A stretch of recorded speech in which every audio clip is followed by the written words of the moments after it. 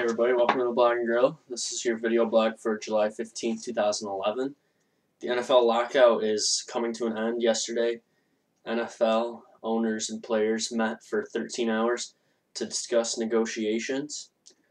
They've come to agreements, or close to agreements, on the two major topics, which were the rookie wage scale and the salary cap.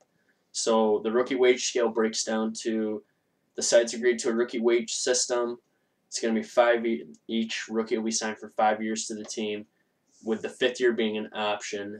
I saw some stuff where they said the third year, if they use the option in the third year, then if the player's drafted in the top 10, it'll make the average of the top 10 players for his position.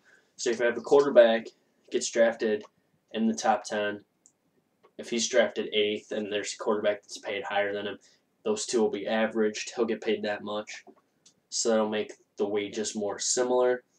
The other dispute was between the salary cap. The salary cap has been placed at $120 million, which is actually down $8 million from last year. So the salary cap's coming down a little bit. I think that's okay, though. There's two teams that are going to have a problem with that, probably Pittsburgh and Dallas. So you'll look for them to cut back on a couple guys, maybe sign some more rookies. Free agency is going to start a little bit later. They might extend it further into training camp. That'll be interesting to watch. We're going to talk, if this lockout ends, we're going to talk Sunday about Big Ten free agents that are out there in the market that people should be signing. So that's going to be, we'll talk about Sunday later, but that's a little preview. Basically, all that's left to discuss for the NFL lockout is what safety requirements they're going to make. Also, revenue cuts, but that's basically the nuts and bolts are done. Now you just got to get down to the little stuff, get that stuff figured out. Then you're going to be all set. So the NFL lockout's going to be ending soon, maybe this weekend. I haven't heard much. We'll talk more about the NFL lockout, though. Now on to my second topic, which is Roger Clemens. This is a big deal to me. So yesterday during his, I believe it was the second day of the trial, they're talking to one of the lawyers brought up a piece of evidence about Andy Pettit's wife. Andy Pettit's wife said that this was all hearsay. So just one of the lawyers not of Clement, one of the lawyers for whoever's suing him for the perjury or whatever. They're talking, and they brought in the evidence that the judge said not to. They brought in hearsay. So they're investigating whether this could be considered a mistrial.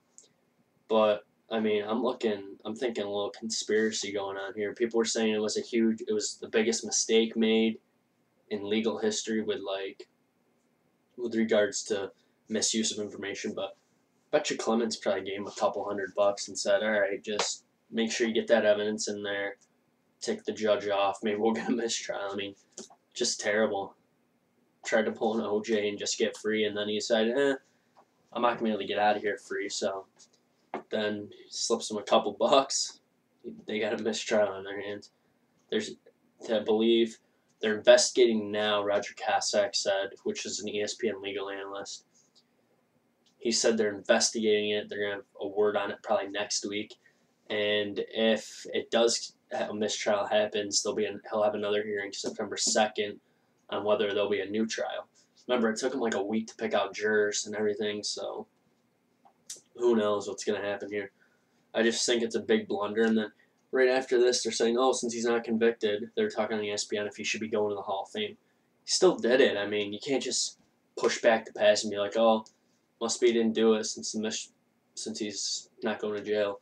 But he would go to jail if the lawyers, the judge specifically told those lawyers, don't bring this information into the case.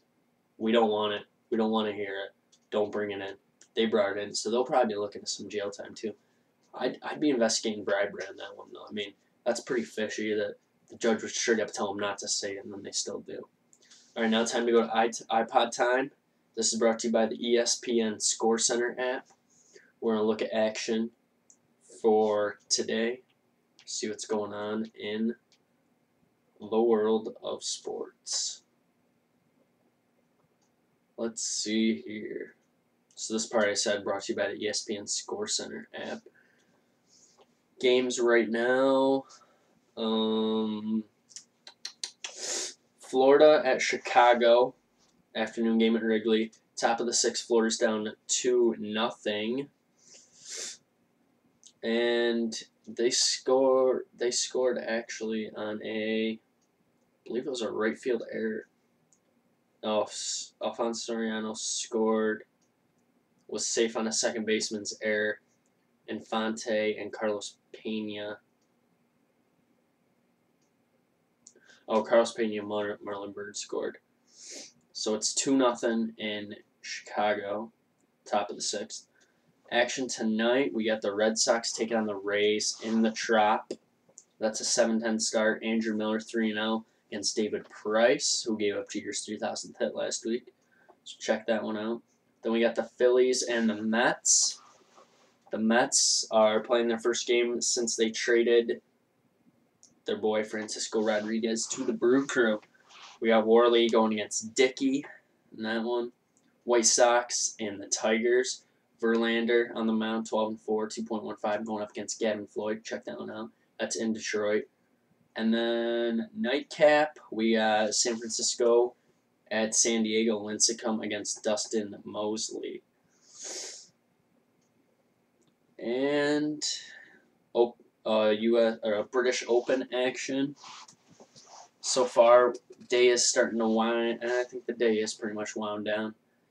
I think it's Daniel Clark on top. He's at -4. He's tied with Lucas Glover, the American. So those two guys are tied. Tom Bjorn, leader from yesterday, dropped a shot. He's down to -3. U.S. Open champ Rory McIlroy, he's at even par through his first 36 holes. Phil Mickelson's at -1. Other big names, Ricky Fowler, he's at even. Anthony Kim's at even. Just going down through this. Jason Day, the Brit, he's at +1. The cut was at -3. So that's interesting to note. One guy that was kind of surprised missed the cut was Padraig Harrington. Lee Westwood also missed the cut. So those are two guys that won't be playing the weekend. So that's all I got for you guys today. I hope you guys enjoy this. Leave me comments. I know I got my second subscriber today. So now I have 2 subscribers. Hope you guys enjoy this. Check it out. Leave me comments. But I guess that's all I got. I'm out.